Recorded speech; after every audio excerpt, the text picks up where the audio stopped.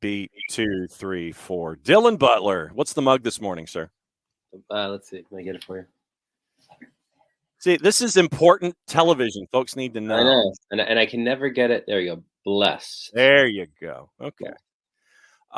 So, with silly season, I guess, is it technically silly season or is it just the January transfer window? Oh, I think anything that doesn't involve a match week is silly season in MLS. Okay. We had the big announcements out in San Jose yesterday. There were a couple of things that I wanted to talk to you about with that. And I know that a lot of folks here are discussing what Tenorio Stejkal and Tom Bogert were getting into yesterday with the probability of Joseph Martinez moving on to Inter Messi FC. Well, and also there's breaking news right now. What? Do you have one of those sounders as well? Oh, actually, here let me do this. There. All right. Charlotte FC, not a surprise, but the Enzo Capetti signing is now official. Okay, so Enzo Capetti to Charlotte, and that is something that we had kind of been staring at and wondering if it was going to go down. But Enzo Capetti to Charlotte, so Charlotte ain't messing around neither. And that was part of a larger discussion that we were having in hour number one about the growth of the league in and of itself. And you've got to get to a point where I think you got to take the training wheels off. And as a top 12 league in the world, dealing with all of the Garber bucks that go on and the salary cap, I think that you've got to either expand it, add a DP, take the cap away, period. I think you're getting to that point with all of these names that are being drawn into Major League Soccer.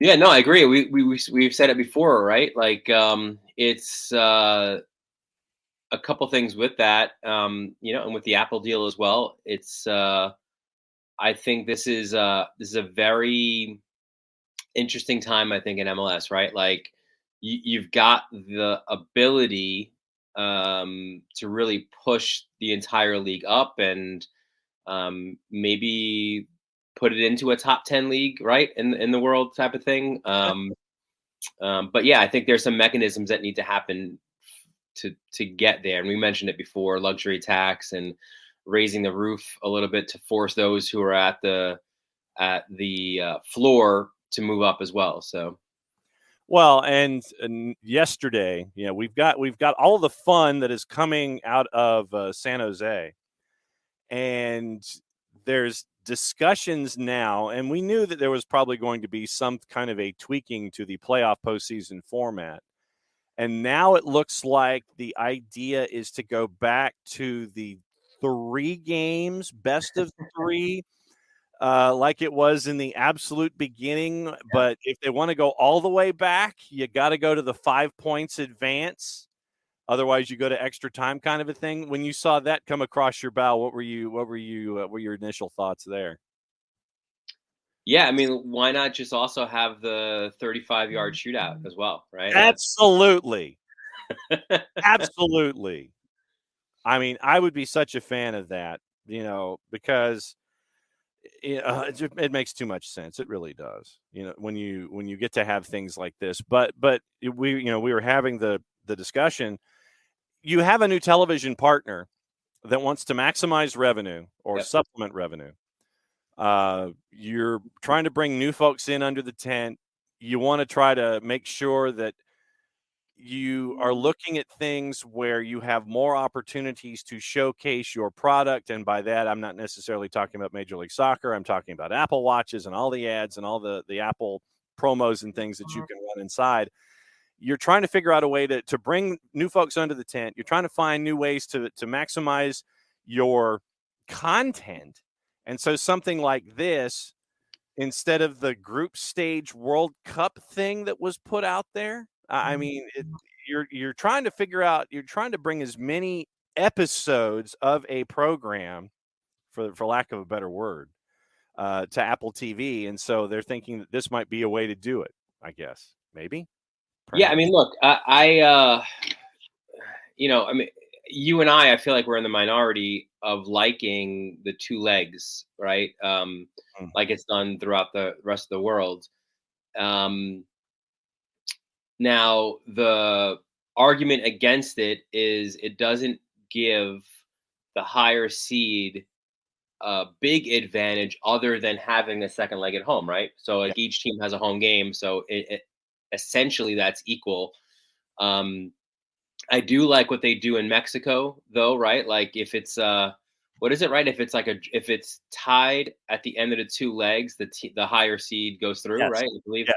I like that as well. I mean, it would be awkward, I think, to the American audience, right, to understand that, but that's an advantage the higher seed gets. Hmm.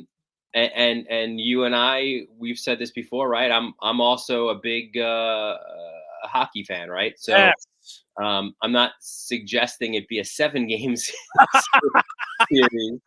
um, but I'm all about like the series in general. I think there's terrific drama and storylines that emerge from these things. So I'm not opposed. I like this idea better Hmm. than this super complicated. Again, everything's got to be World Cup because we just had a World Cup Yeah. format and group stages and like I'm fine. I'd rather the two legs. I like this as a second alternative to that better than the World Cup stuff. All right. So then also the discussion about intra-league transfers. I think folks in Atlanta would have liked this to have maybe happened like a week ago, maybe, if we're discussing Joseph Martinez. But finally, the idea of an intra-league transfer market could be introduced as soon as this summer. Currently, MLS teams not allowed to buy or sell players for cash to or from other MLS teams. They can trade them for allocation money, but this is the wording from The Athletic. That isn't real world currency, just an MLS budgetary device. The policy made sense during the league's turbulent beginnings when some owners controlled multiple teams. MLS has grown to a point, and we've talked about that. Some concern in creating new areas where teams would have to pay training compensation to fellow MLS clubs due to internal sales. Payments are avoided with trades. Also, questions about how it would be executed legally because all players are contracted to Major League Soccer, not the specific clubs. So it technically is not a sale between clubs. Sources were not clear how the questions would be answered. Should an intra-league transfer market be introduced? Intra-league transfer market, sir. What do you think? Yeah, I feel like any roster movement is complicated in MLS, right? So I feel like in a way that maybe makes it a little less complicated, Yeah. where you're not forced into a trade and these weird, tam gam. Um, Blam. that's gonna be a new one, I think, this year, right? Yes. Um, so Budgetary, yeah, budgetary limited allocation money. Blam. there you go. So yeah, another one that I'm not, I don't I don't see an issue with. I think the points that you mentioned at the end does make it a little bit complicated for the league to figure out, but I don't. It's not a deal breaker, right? Mm-hmm. No, I'm with you there. When you've seen a lot of the moves, you mentioned Enzo Capetti. Yeah, What other moves? that's a good move, by the way. I Oh, think no, for no doubt. Charlotte. No, Yeah, and I think that Charlotte is not backing down from anything, and I think that yeah, that's no. I like their I I like their preseason in year two or ahead of year yes, two a lot better than I yes, did their preseason to year one. yes. There's a clear idea of what they wanted and what they needed. Capetti, the sporting director, the story just published on MLSsoccer.com from Tom Bogart, saying Capetti will be a nightmare for defenders, a fox in the box kind of a guy. Obviously, coming from Argentina, uh, I think I think he is a missing link for them, and they were rumored early on, right, with I don't even know if you can call it sweepstakes, right? But it involved The pursuit. potentially for Joseph Martinez. Yeah. Um, so they found, they found Capetti, which is, they knew that they needed that spot, that position to fill, and they went with Capetti here, who again, I think that's a good move for them. I'm definitely interested in what they will look like on the field in year two. And again, I've said a big fan of Latanzio, Mhm. having seen him a little bit, a few years back, obviously with Vieira here in New York City, but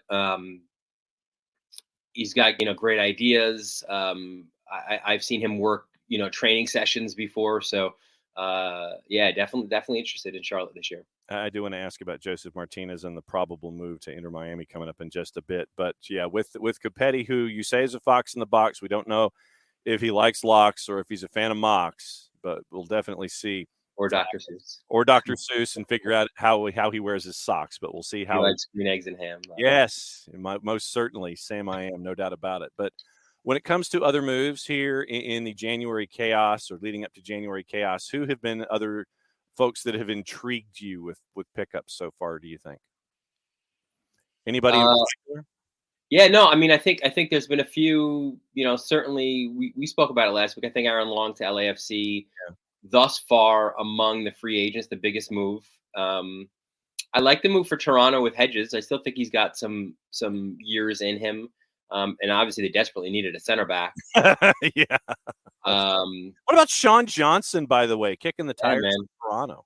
that's super interesting. I feel like if you're an NYCFC fan, the longer that you realize that Sean Johnson and Alex Callens are not signed, I think you're getting the shakes a little bit. I think honestly, I think Alex Callens more than Johnson right now, Yeah, and Callens is the guy who's even right. There's been talk of perhaps to Atlanta, accurate. That is true. which I think would be a steal. And I think that combination, like if you can put a healthy Miles Robinson with an Alex Callens to his left. Hmm. He's also a guy that's been able to play in a three center back formation. He's a guy who's also got up the field a lot, man. Like he was almost like a wing center back at times. Like a striker back.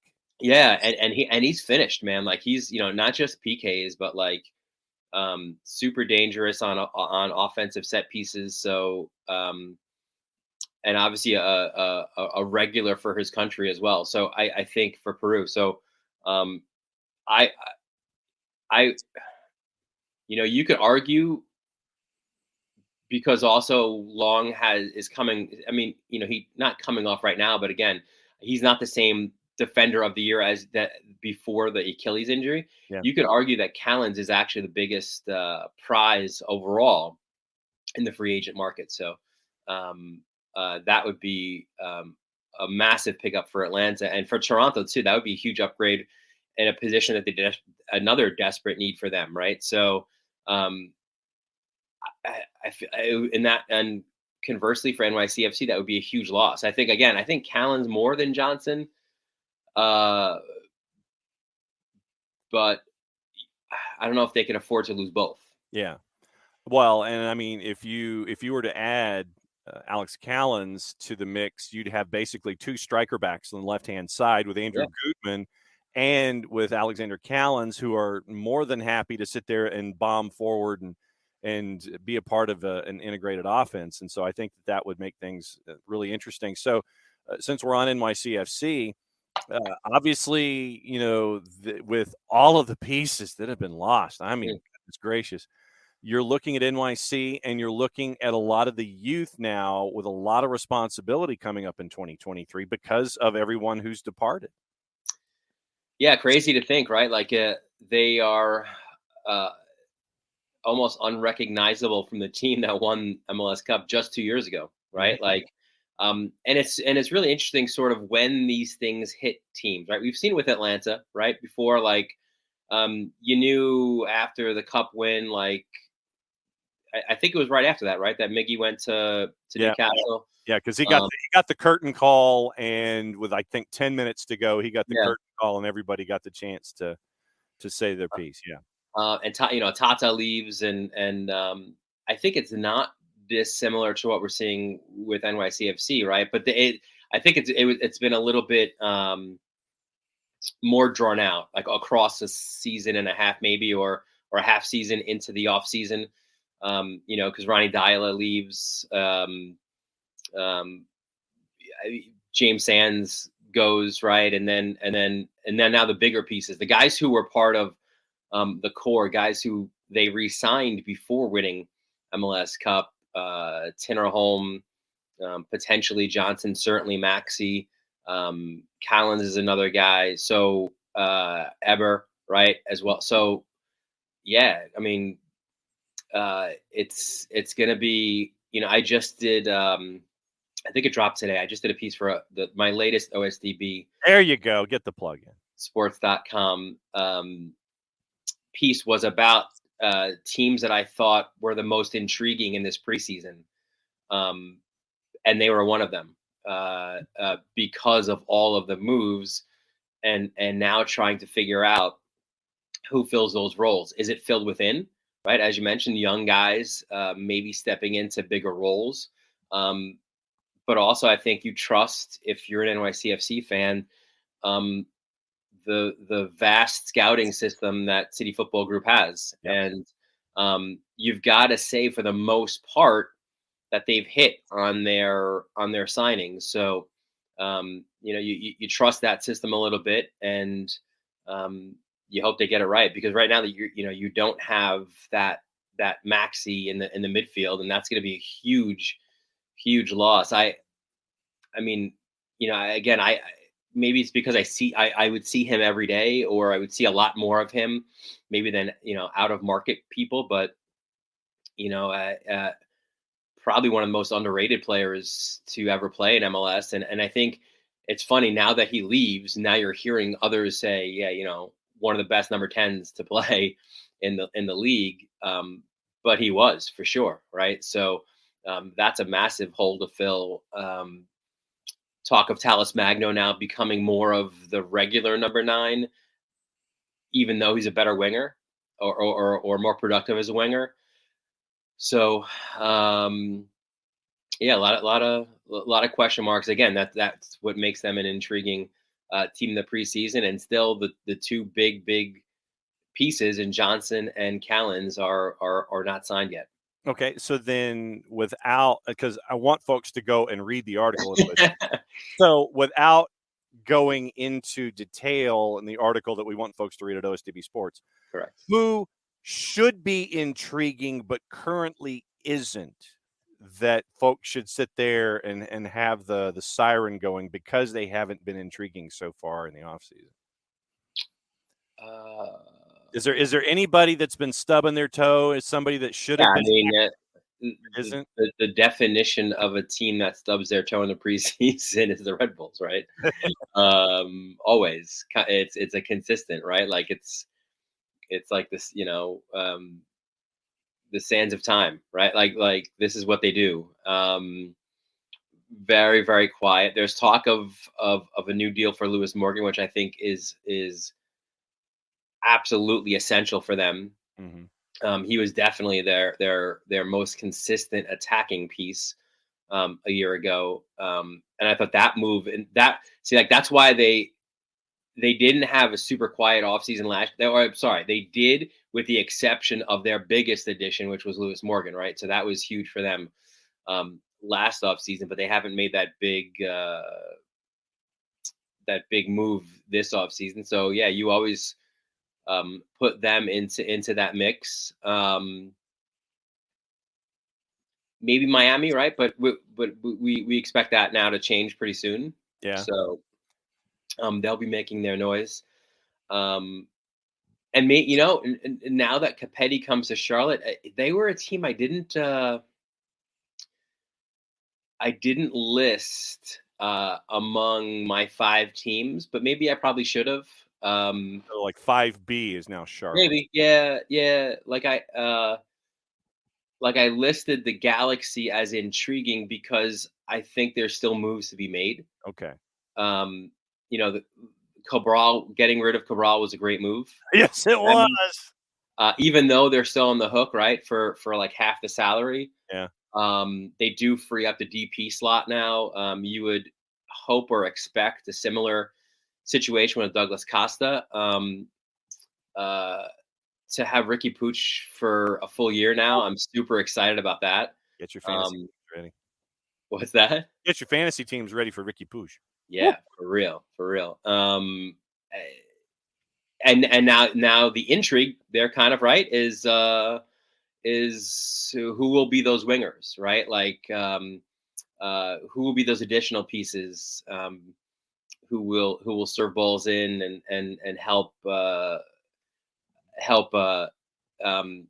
Chicharito, who's what is he, like 35, 36, but he's still obviously bombing in a ton of goals. So well, and Chicharito, because of the Bishop being able to come in and help in those, it seems like Joveljic has found his place, at least under Greg Vanney, for the final 20 to 25 minutes, comes in, is that second to Chicharito to draw folks away. And then, of course, Joveljic scores a goal traditionally with like 10 minutes to go, and everybody goes crazy.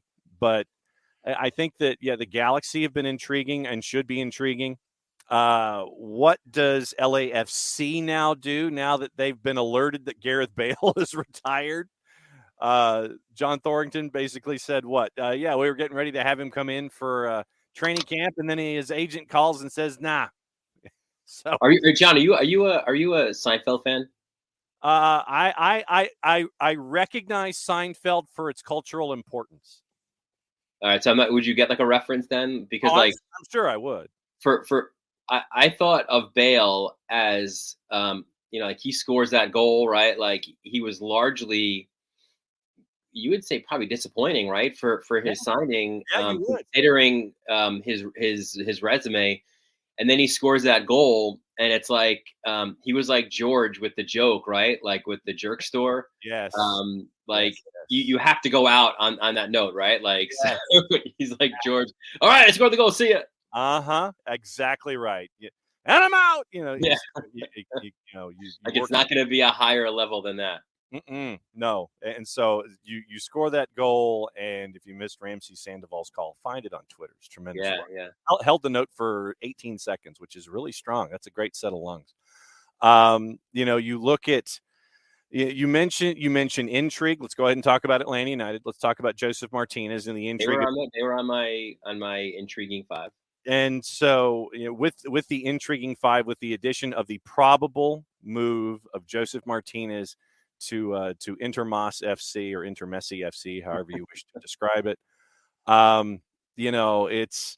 it's intrigue on both sides, I think, because of Joseph leaving Atlanta United. He's obviously not the same player and hasn't been since the Nashville injury.